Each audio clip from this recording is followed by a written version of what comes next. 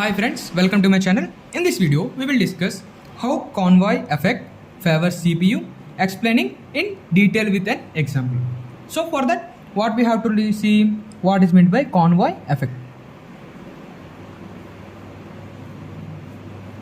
Okay, first I will explain in very simple way, and after that I will give an example and I will compare it with our daily life as well. Okay, so first convoy effect.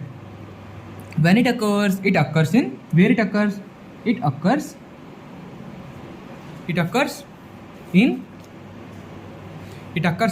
non-primitive scheduling algorithms like first come first serve. We have already discussed it, right? First come first serve. So it occurs in non-preemptive. We have already discussed it, right? One of the question in preemptive and non-preemptive, there is a statement. So if you haven't watched this video, that will be in the playlist of operating systems. You can watch that. Scheduling algorithms like first come first serve. Okay, first come first serve, where a single process, that means it occurs in where, like it occurs in FCFS, where a single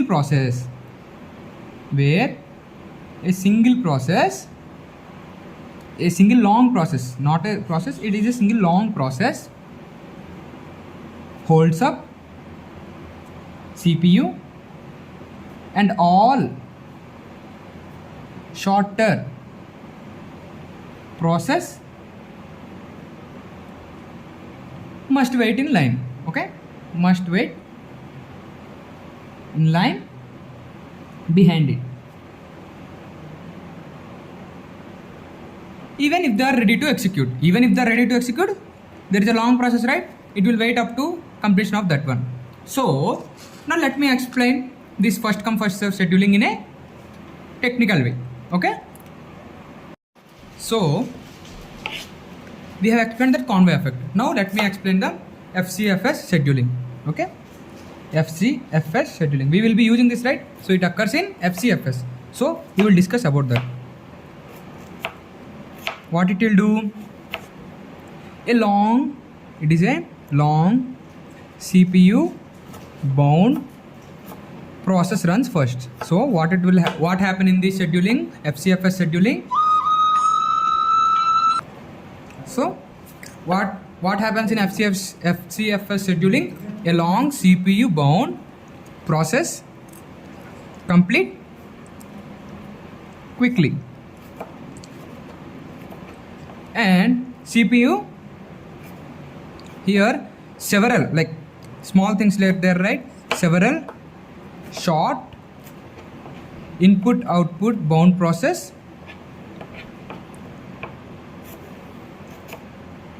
must wait here. Okay, must wait here. So what happens in this? Once the long process finishes, then only the short process quickly execute. So this results in what? It will result in better CPU utilization. So this will results in better CPU utilization. Why? Because CPU now has a convoy of ready tasks lined up efficiently. So one after one like that. So you can ask me then how it favors CPU. So after how it favors. Now let me how it favors. So how it favors after the long process complete. See here, first what it will do? It occurs in non-preemptive scheduling in like FCFS, right? Where a single long process holds up on CPU, and after that only all short process will go. Similarly, how it favors to CPU? We can say that all short process complete quickly. See, I am explaining line by line because you need to understand, then only you can write in your own in an exam. Okay, so all short process complete quickly, and CPU also doesn't sit idle. So it has the work. First it will run the long process, long one, and after that short process quickly. Okay, CPU doesn't sit idle because it gets a continuous stream of ready process, and after that CPU